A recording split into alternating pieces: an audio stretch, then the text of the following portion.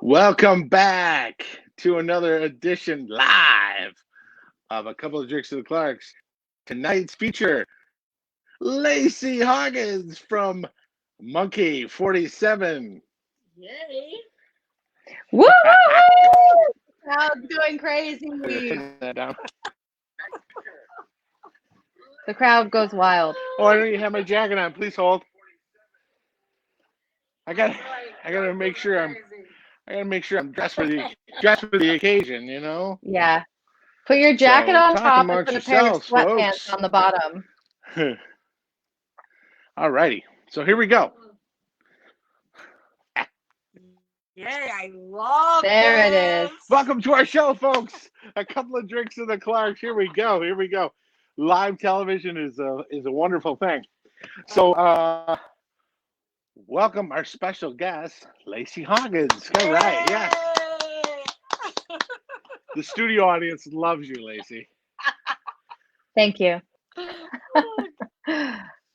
Yes, you're very welcome. So tonight we're talking about Monkey 47. Now, we've done a Monkey 47 in the past. However, we have an expert with us tonight. Yeah, and we love this. Yes, and my aunts love gin. Oh, yeah. Yeah. All three of them. When are you going to do gin again? Well, this one's for you. be careful what you wish for, I always say. Yeah. Gin is in. So, Lacy, it is, and the thing, I'm going to get preachy for a second. My wife hates it when I do this, but I'm going to.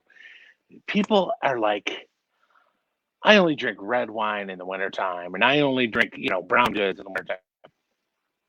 What does that have to do with anything?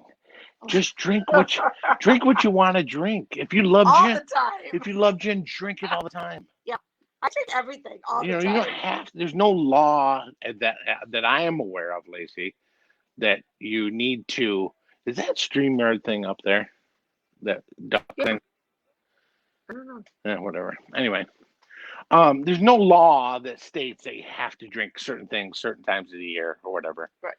And anyway, that's my preachiness for the evening. Drink what tastes drink good. Gin, enjoy yourself. So absolutely, yeah. Exactly. And Monkey 47 really does. It tastes really good. This is one of my favorites, I have to say. Yes. Yeah. So Lacy, take us down the road with Monkey 47. Well, it's a pretty fun trip. I'm not sure which part you want to start at, but a couple of key things about Monkey 47. Obviously, the botanicals are in the name. How about the botanicals and how they're sourced? Sure. I think we might be hitting a bit of a delay between our. Okay, cool. So 47 different botanicals, and made in Germany's Black Forest, very southwestern Germany, and made in a 100-liter still. If you want to, Matt, actually, I could show some of those photos from the distillery and show some of the botanicals and stuff. We kind of talked about doing it towards the. Oh yeah, perfect. We kind of talked about doing it towards the end, but let's start out with a bang, right? Yeah. Okay, let's do it. We'll set the stage with that, and then absolutely make some drinks. Absolutely.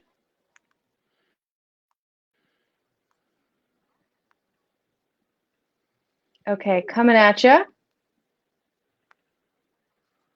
All right. Okay, here we go. I'm going to add you.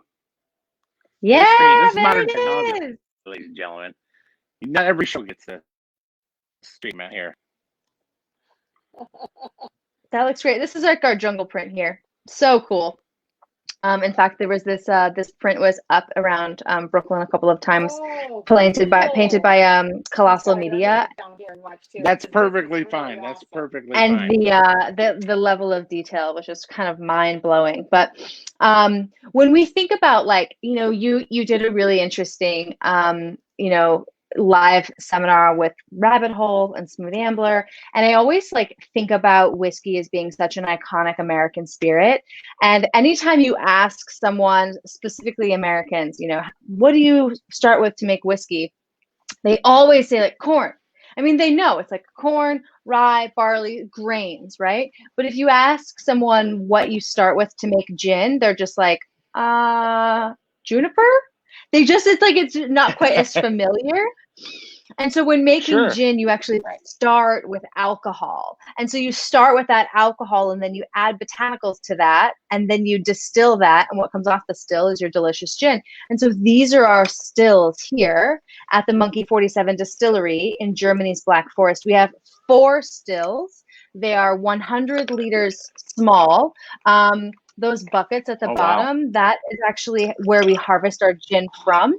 So, every batch of gin that we make is truly made by hand. And it's not for some sort of like romantic reason. It's really just because like, this is how we feel like we can make the world's best gin.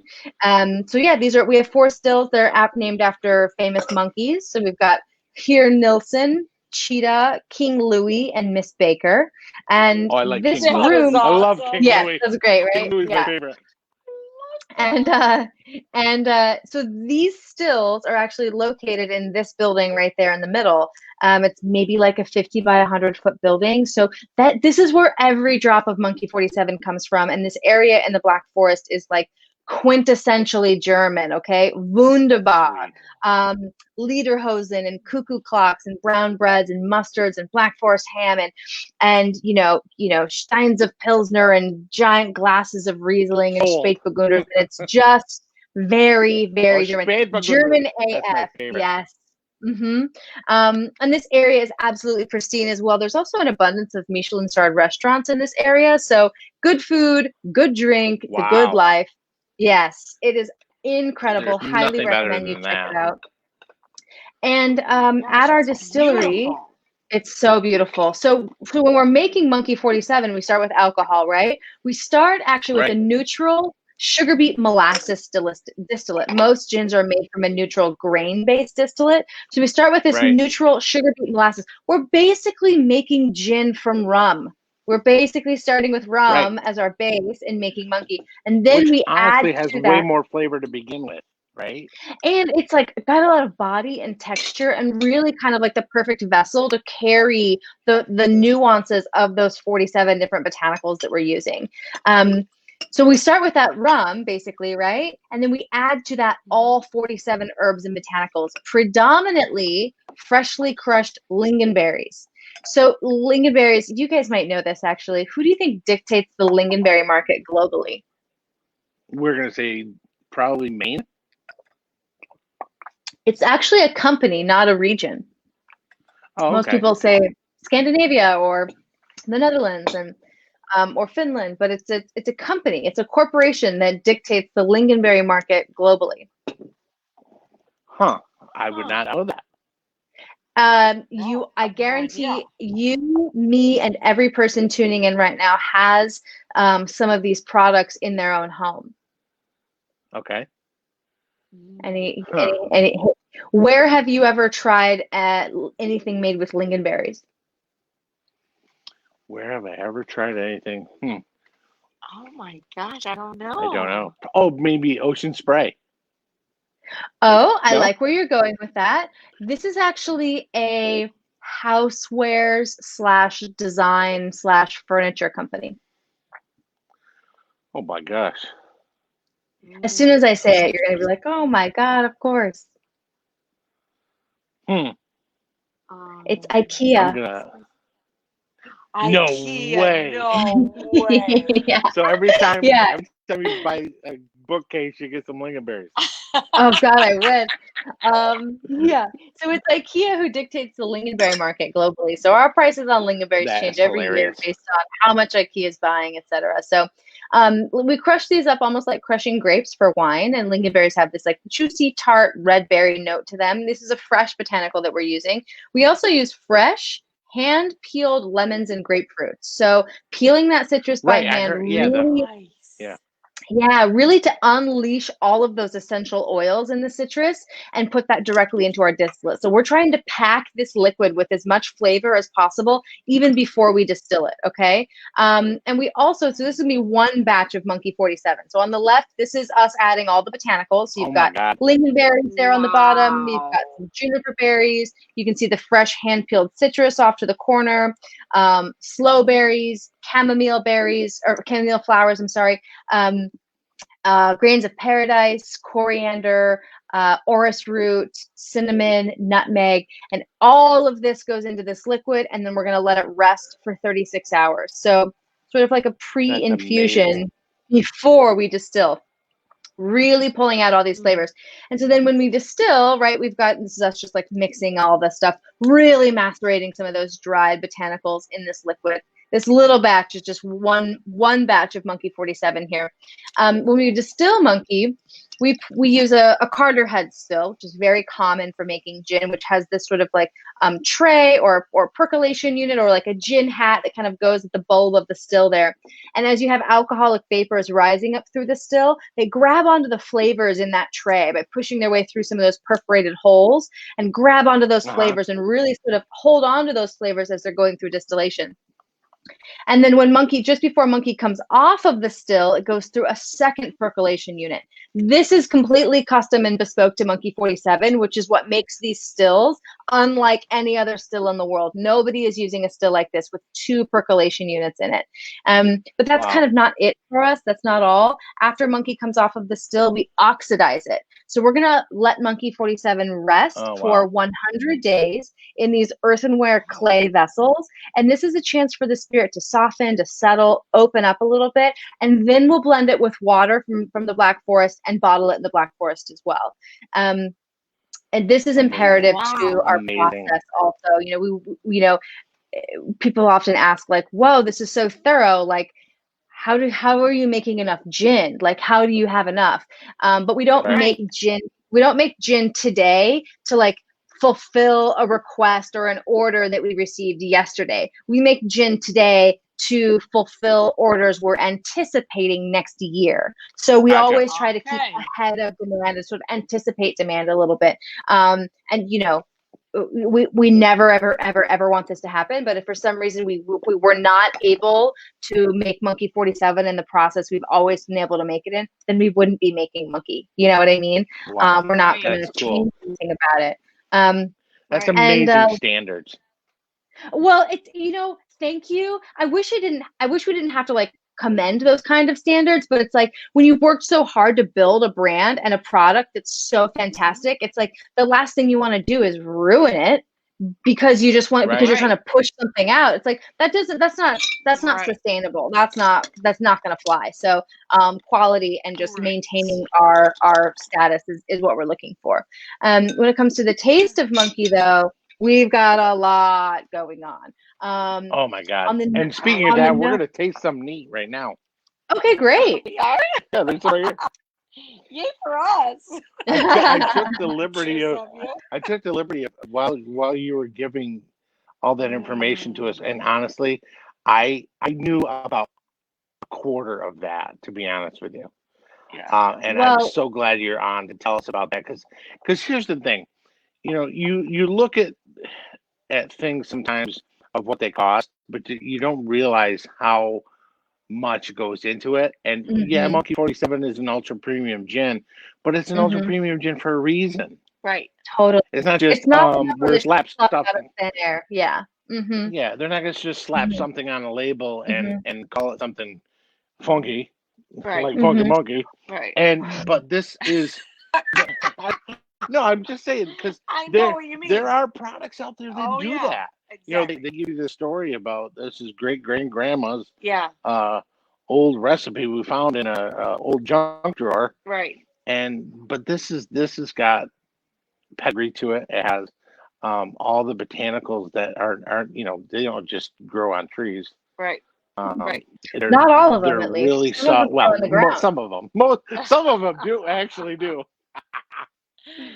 but that is gosh. so awesome. I mean, Yeah. You know, Monkey is one of those gins, speaking of you guys tasting it, that people enjoy and prefer sometimes drinking it neat, which is totally unheard of. We never think about people drinking gin neat. That just seems like, a little bit too forward, right? To be drinking gin yeah, neat. But true fans love it. True fans will tell me, like, I shouldn't say true fans because anyone who drinks Monkey ends up being a true fan, but really like strict fans are like, oh, it's too good for a gin tonic. I'm like, listen, makes the best gin tonic I've ever had. Oh, it's Right. it's too all good and for speaking of Negroni. that, I'm like, it's the best Negroni. So yeah, and also too yeah, with lots. regards to the gin and tonics, I was making one as we were speaking, and I'm using the grapefruit because there's already grapefruit in the gin, Right. Great. so I think that it really pops it. I love that. You know what? On that note, if you're using grapefruit, oh, hello, gin tonics right here. I love a Spanish style gin tonic. So I've kind No, of yeah, like you mentioned that. What is that? So a Spanish style gin tonic is basically you take a regular gin tonic and then you dress it up with some additional herbs and botanicals. So Okay. all of these, this is like a seasonal guide right here because Monkey has so many Look at different those. botanicals in it that I can literally, have a gin tonic in the middle of winter and still be pulling out flavors that are already present in Monkey. So if you go clockwise from the top right, that's our spring gin tonic with sage, lavender, and pink peppercorns. And then Oh we've wow, got cool. our fall gin tonic beneath that. Ginger, cinnamon, cloves, all those like baking spice notes. If you stick a star anise pot in there too, it's outstanding. And then the summer gin tonic, so mint, lemon, blackberries, Oh and then a wow, winter that'd gin be tonic, awesome. which is grapefruit, rosemary, and black peppercorns. And if you wanted to get kind of funky, you can char the rosemary in that winter gin tonic. You can char the cinnamon in your fall gin tonic. Really, really, really fun stuff. I love this because for me, like, I love drinking gin tonics in the summertime, but I also love drinking gin tonics in the wintertime. Like when my apartment is just baking hot because I'm like roasting something in the oven and it's cold outside and it's like the bubbles are really effervescent, refreshing. And it's Right. it's kind of, essentially a little bit of a lower ABV cocktail because it's a long drink, so I love drinking gin tonics in the wintertime too. Also reminds me a little bit of like warmer weather, hotter days, things like that. So, but you mentioned grapefruit, and Yes. my go-to Monkey tonic recipe is like 2 ounces Monkey 47, a quarter ounce of fresh lemon juice, tonic, and then a Okay. grapefruit twist. And it's like crisp, austere, clean, easy drinking. So good.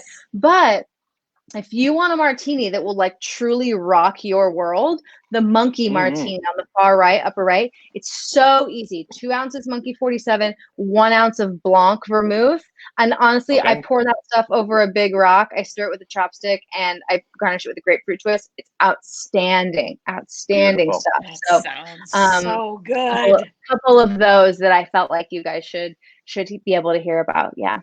Yeah, that's cool. Oh, these are great. Look at all these recipes. I love that. Screenshot them, What I'll folks. do, yeah. That's right. Also, what I'll do is I'll email you guys like a really dope little kit of cocktails, all kinds of monkey drinks that you guys can make on Oh, your cool. shows or share with your friends or yay. give to the aunties, right? The gin obsessed aunties. Absolutely, yes. This is the perfect gift Oh yeah, our gift aunties size. will love that.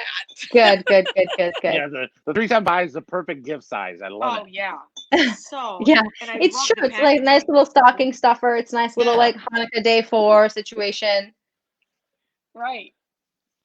Love it. That's so that it's so amazing to hear from somebody who really, really, really knows. I mean, you're the national brand ambassador for Monkey 47, so you really, really know everything about it, and that's so good, and it's great information for us to have on our show because it Yeah. gives some credence to how great Monkey 47 really is. Yep.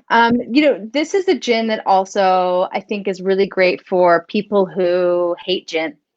If Mm-hmm. you don't like gin, this is the one for you to try because it doesn't quote unquote taste like a juniper balm or like licking a pine tree or something like that. It's Right. very, very good. And people who like quote unquote hate gin, the worst thing I've ever heard them say about Monkey is, "Oh, that's not bad."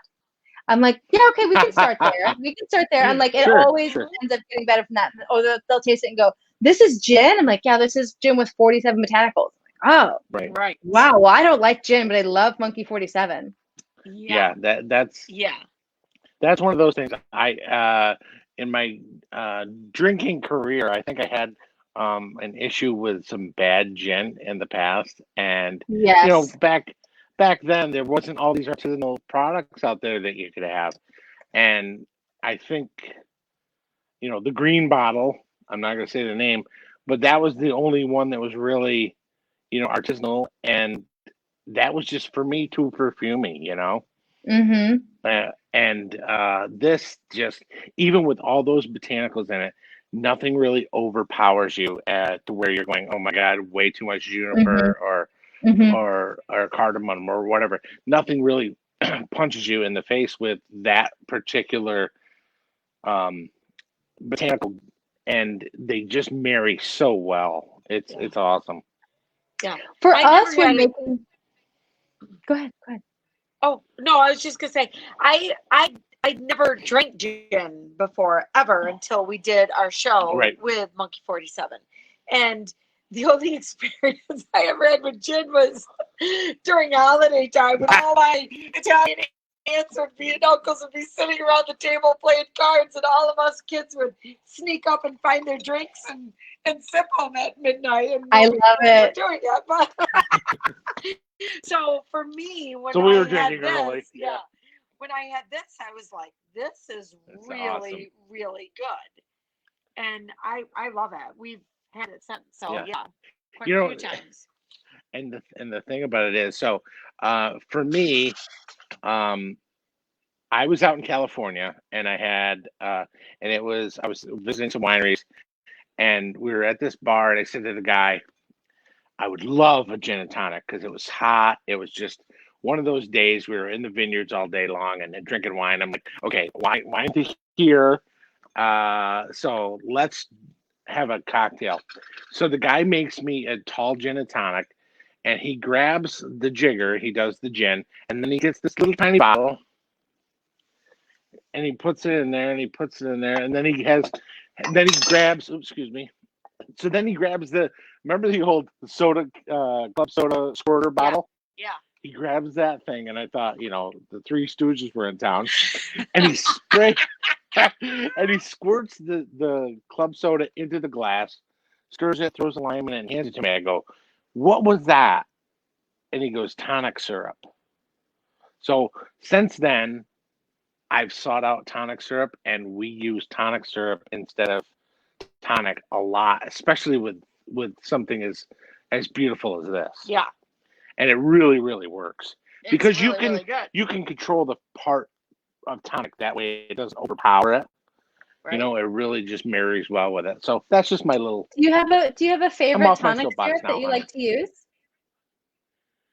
Actually, I bought some. I wanted to get the one that the guy had, and it was made in San Francisco, but I couldn't find it online. But I bought Jack Rudy's cocktail tonic. It's pretty good. Great. Yeah. Yeah, and it's also nice because you don't have to keep bottles of tonic around. I mean, I always seem to have seltzer water, and I never have tonic when I really need it. So having a little tonic syrup around, just kind of like it's a gin tonic in your hand whenever you want one.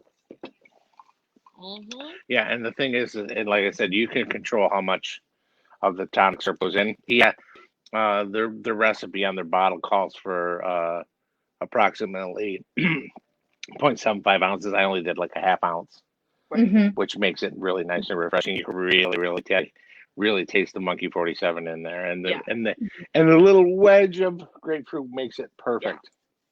Yeah, because this tastes really good. You don't want to mask that. No. Yeah. So well, I know you guys are enjoying a gin tonic, but I see that your ice is melting a little bit, and I have the same situation where my ice is melting a little bit. Yeah. Should we make an It's old a hot light. fashioned? It's a hot light. Let's do it. Speaking of hot lights. All right, so we're gonna make. Now you're gonna make the old fashioned, right? Both Matt and hopefully you are gonna make the old fashioned together, and then. Okay. Yes. People can. However, pour our water into these. Here, I'll take care of it.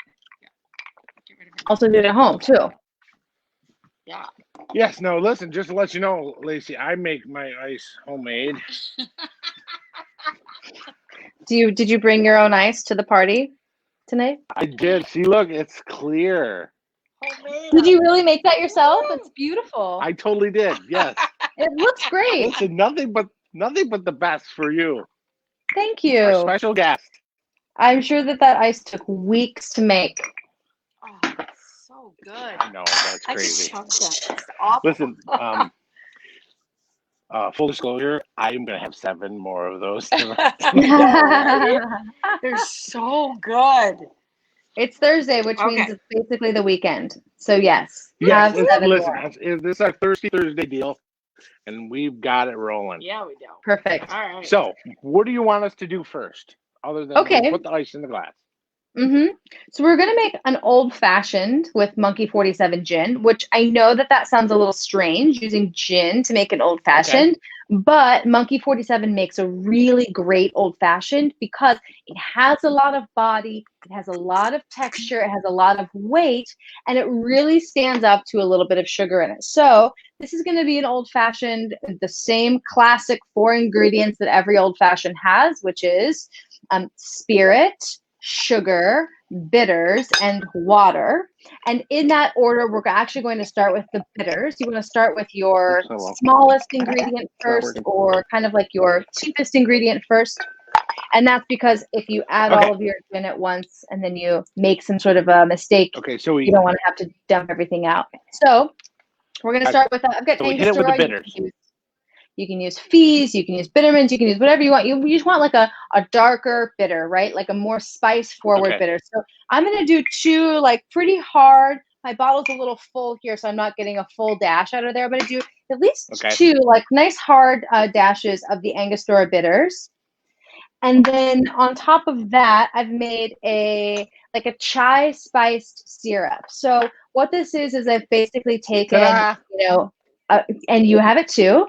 I've taken a cup of, hot water, boiling water, added some, I did 4 chai tea bags, let it sit there for about 4 minutes, strained it off, and then added equal parts sugar, white sugar. So now I have this really spicy black tea forward chai syrup. I'm going to start with using a 1/4 ounce of this. And I can always add more if it's not quite sweet enough or not spicy enough, but I can't quite take away that sugar. So I'm going to start with a 1/4 ounce there.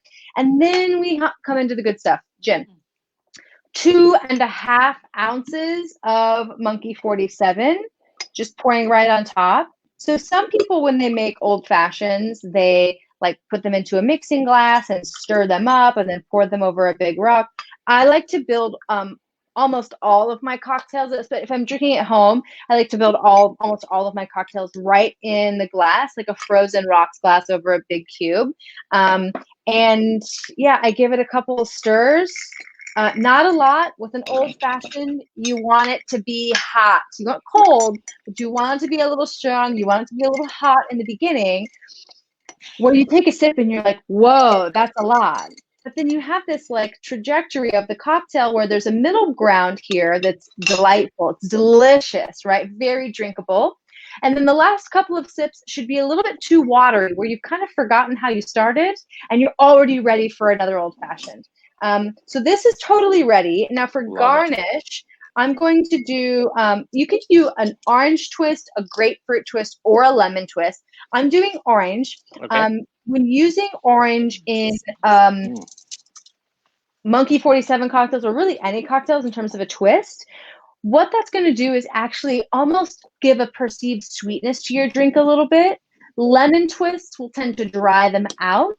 And a grapefruit twist is somewhere right in the middle with just a lot of beautiful aromatics. So I've taken my swath of orange here. I'm going to give a little expression over the top with some oils. Not a ton. I don't want to have an oil slick on the top, just a little bit of oil there. And then I also Okay. have some cloves on the side of what I'm going to do, and I can kind of come to the computer screen for this one. So what I'm going to do with these cloves is I'm going to take them and kind of stud my orange twist with these cloves, right? So you see how I've got the cloves cool. Now you're fancy.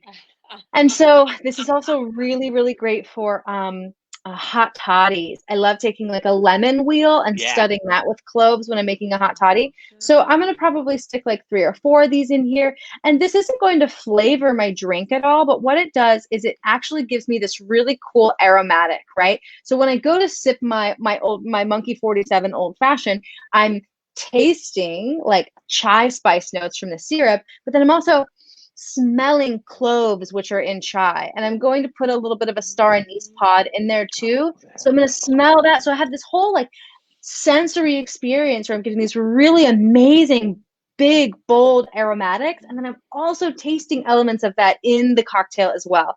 And so stick my star anise pod in there, kind of curl this guy up a little bit here so I can have a nice like curl to it when it's in my drink. And this guy, I'll just kind of like rest over the side like that. Don't really want it like totally submerged in my cocktail. That might end up giving it some bitter notes to it. But this now, as I go to sip this, it's just gonna like, I mean, my mouth is just watering. So I need to start drinking this. Nice. That's awesome. Cheers. So Lacy, we have this thing that we do. Cheers, love you. Cheers, love you. Cheers, love you. Cheers. Nice.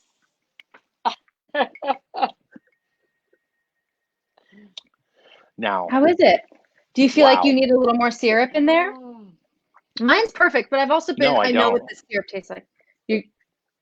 No, I don't. And honestly, I think ours is really good too. I wouldn't add any I gotta tell you, I did a little bit of a twist because, unfortunately, that's kind of the way I am. Because I also cook for us at home. Instead of sugar, I used a local honey that we have. We have a friend of ours that gets us honey from this Rochester area. Yeah. And this honey, for me, has these little if you taste it by itself, it has this little whisper of black pepper in the background. And I thought this would be perfect because of all the different peppercorns and stuff that are in Monkey 47. Yeah. So I did equal parts chai tea and equal parts of this local honey, and that's what that is. Yeah. And honestly, I didn't think I would like it. That is so good. That sounds amazing. Yeah. It is so good. So you're gonna love and hearing instead this. Of at the distillery, we have a bunch of we have a bunch of beehives at the distillery. There's probably about 30 beehives at the distillery, and the person who tends to the apiist who tends to those beehives, his father and his grandfather used to keep bees on this property before Monkey 47 was ever anything, right? And when we built our distillery there, the guy who keeps the bees was like, hey, do you think I can still keep my bees here? And we were like, of course you can. Like, don't leave, don't take your bees away. Like, please, of course, keep your bees here. Like, yeah, you guys can do like nothing. Just do your thing here. And so syrup there. Yeah, and so the bees harvest what's called honeydew. So these are the opposite. Now we think honeydew, we think like, oh, that's sweet. Like maybe it's nectar, maybe it's sweet, right? Honeydew is actually a type of honey from bees that harvest from extremely resinous, pine forward, sap forward, tar-like environments, okay? So think the opposite of acacia honey, the opposite of orange blossom honey, the opposite of alfalfa or wildflower honey. This is lapsang souchong, molasses, burnt sugar, barbecue, creme brulee, like motor oil of honey. It is awesome. So in I think it was 2016, I'm not sure, but every year Monkey 47 comes out with a new distiller's cut. And basically, like I said, we take, when we make Monkey 47 gin, we start with rum. We start with that neutral sugar beet molasses distillate. And then to that, we add 47 botanicals, go through the whole process. When we make our distiller's cut, we start with Monkey 47 gin. and then we only had one botanical. And so no I think it was 2016 wow. we did honey. We did honey from no the kidding. hive Nice. at the distillery, and it is incredible. And so last Wow. year was the very first time that the distiller's cut was allowed into the United States. I mean, they only make they probably make, I mean, globally, like less than 5,000 bottles, but in the and US, they're all 375s too, right? oh, yeah, well, globally they're 500 ml, but in the US Oh, they're I see. 375s. Okay. And last year was the first year they brought some distillers cut to the US. This year they did it again, less than 2,000 bottles. It's like nearly impossible to find. Yeah. But I happen to have a We had bottle it that in I Mount can Bang like show that. you. So this year's 2020 Monkey 47 Distillers Cut is Monkey 47 gin. And again, it took Alexander Stein, the founder of Monkey 47, years to get this deal made. It's Monkey 47 gin that's been aged for 6 months in Mizunara Japanese oak barrels. Oh, wow. So this is basically, and it has like a gold ring on the top. I'm not sure if you can quite see it. And I know that the label looks very similar, but the labels of the distillers cuts are always a different color. Yeah, like blue. See that? Yeah, it's like a bluish color. That's gorgeous. So this has been aged for 6 months in Japanese Mizunara oak barrels. This is, bottle number 347, and oh my God. It has notes of it's spicy. It has notes of sandalwood, like a touch of coconut, vanilla. It's like, if you're a whiskey nerd, this is definitely your bag. It's about, depending on the place you buy it, it's about $100 for one of these guys. Yeah. And you know what I'll do? You know what I'll do is I'm just going to put my Instagram handle here where my name is. So if anybody wants to try to find a bottle of the Distiller's Cut, and they need a little bit of help, if they can't find it in their local liquor store, or if they've searched and they can't find it, just hit me up and I can try to help you find a bottle. It will be totally sold out by mid-January, completely sold out. So I just, called every store that has some in Metro New York the other day, and only about 10 of them had any left, and they each had one bottle. So right. Yeah. It's very, very, what very, a great gift to give very, to very tough to get. It really is. Well, also this year, because it was a gin that had been aged in some whiskey barrels, specifically Japanese whiskey barrels, Right. all of those whiskey nerds, they just scooped them right up. It's like they didn't even care. They were just like, I need that right away, Yeah. So yeah, because that Mizunara oak is just first thing that's rare as it is. Yeah. Right. And to do what you guys did is even more rare. Yeah. So I can see where that would go flying fast. Yeah.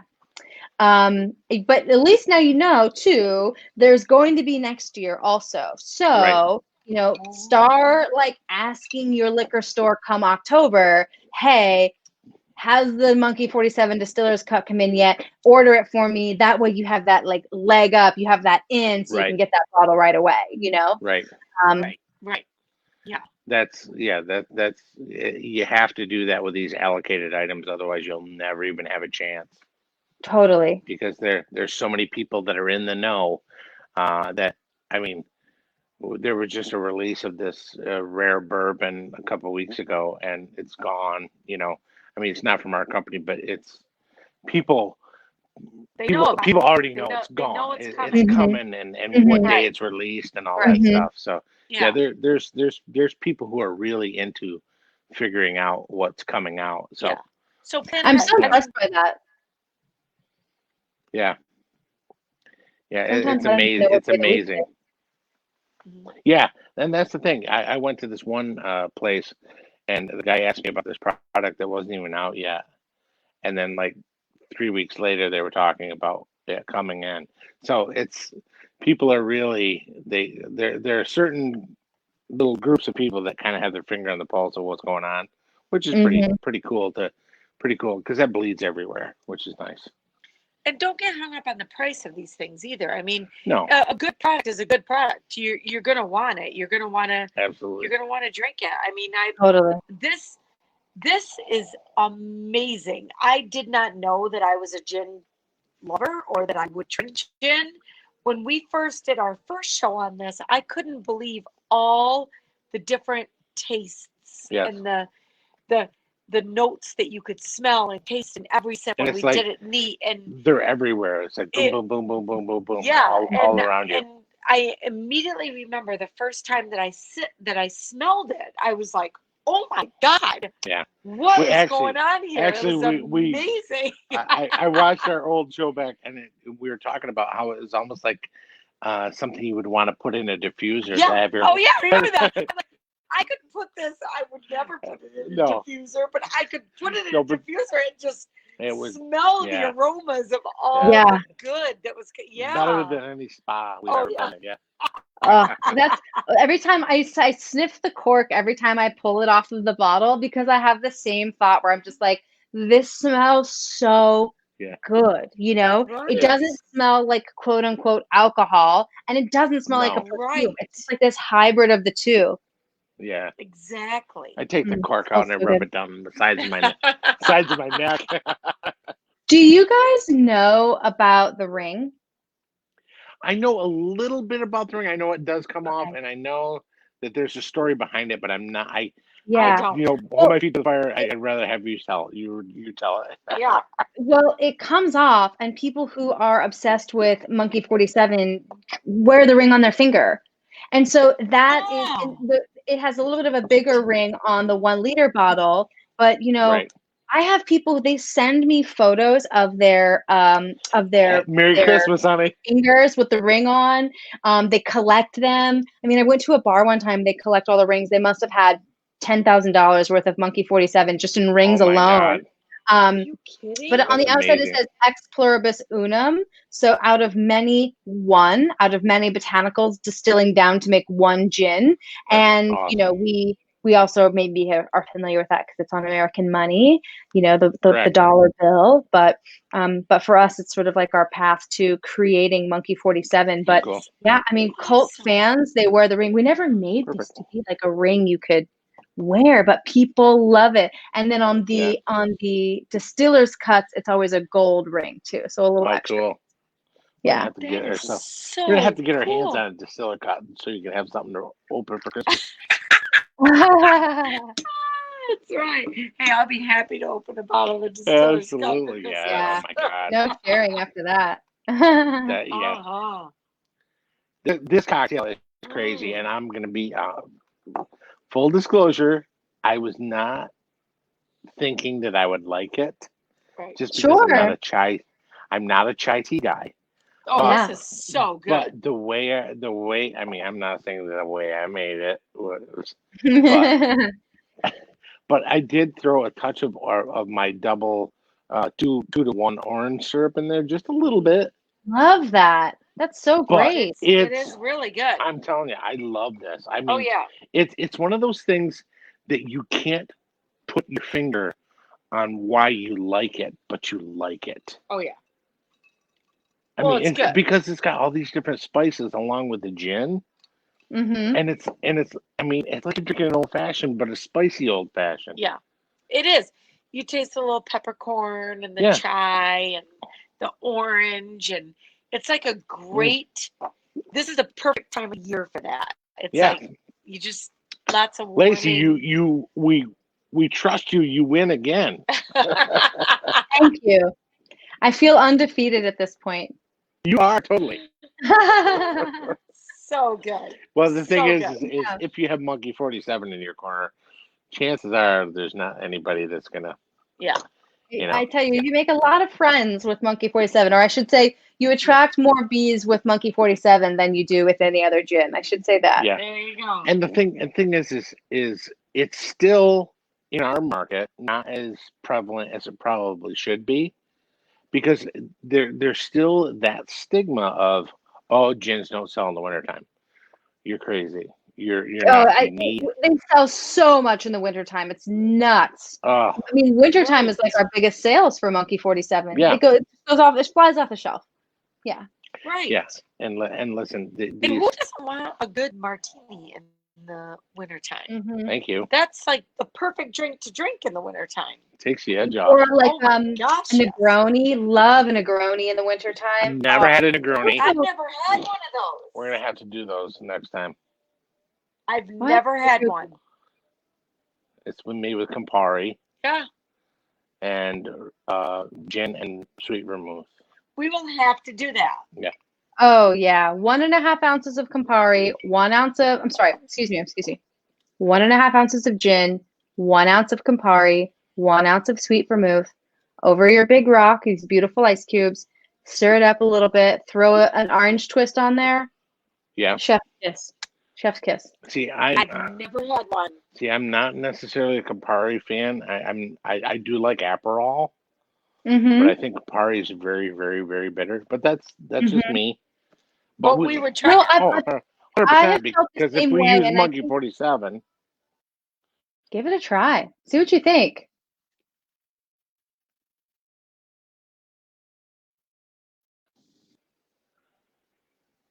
Did we freeze up? I lost you. No, I'm here. Oh, there you are. Okay, yeah. Yep, there we are. Yep, we got you.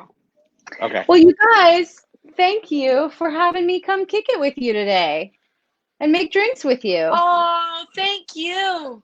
Listen, I gotta tell you, we had a great time. You are like family now. And listen, Well, I I would can't thank you enough. Holiday dinner if it was any other year. Of course, this is true. But hey, I listen, know, right? there's always next year. Now, here's the thing. I want to thank you so much, first of all, for joining us, and also with all your information and being able to hijack the feed and put those beautiful pictures. I know. Thank you. That was so cool. I felt like such a whiz. That is awesome. And listen, if you would be so kind, shoot me an email with those recipes, and I'll post them on our page, and that way people can see what they can do with Monkey 47. Because listen, with Monkey 47, the sky is the limit. You can do anything, and this is proof right here. Yeah. And so good. And honestly, the simple syrup thing, you can embrace that because you can do a ton of different cocktails, whether it be chai tea or herbal tea or like I've done cocktail syrups with a peach green tea, which is my favorite go-to because that really works with so many different things, especially bourbons and things. But honestly, the chai tea thing, I'm very impressed. Thank you so much. Thank you. Absolutely. You're getting me out of my bubble and out of my comfort zone. I really appreciate Next time that. we'll do I dove Negroni. in with both feet. Yes, let's do it. Woo! I listen. I will. Want to try one. I won't drink one until I drink one with you. How's that sound? I promise. Great. So, well, listen, Lacy, we want to just thank you so much for joining us. We truly appreciate your time and your expertise, and hopefully, we converted some people to the Monkey 47 gin because it's worth every penny, and then some. Absolutely. And hit me up if you want to know more about it too. Got my Instagram right there. Absolutely. Absolutely. Awesome. Perfect. Okay. Beautiful. Yep, thank you so much. Is it okay? Yep. Cool. Have awesome, a wonderful Lacy. So thank you so much. Cheers. Love you. Love you. Thank you. Yes. You thank too. you. Merry Christmas. Merry Christmas to all. Cheers. Merry Christmas, Happy New Year, Happy Hanukkah, Happy Kwanzaa. Yes, Happy Hanukkah and Kwanzaa. Thank whatever you so else. much for everything. We appreciate you being on with us. And folks, thank you for joining us for our live show. This is probably our last live show for the year. But anyway. I doubt it. Thanks so much for joining a couple of drinks with the Clarks. Cheers, love you. Cheers. Thanks, Lacy. Bye. Bye.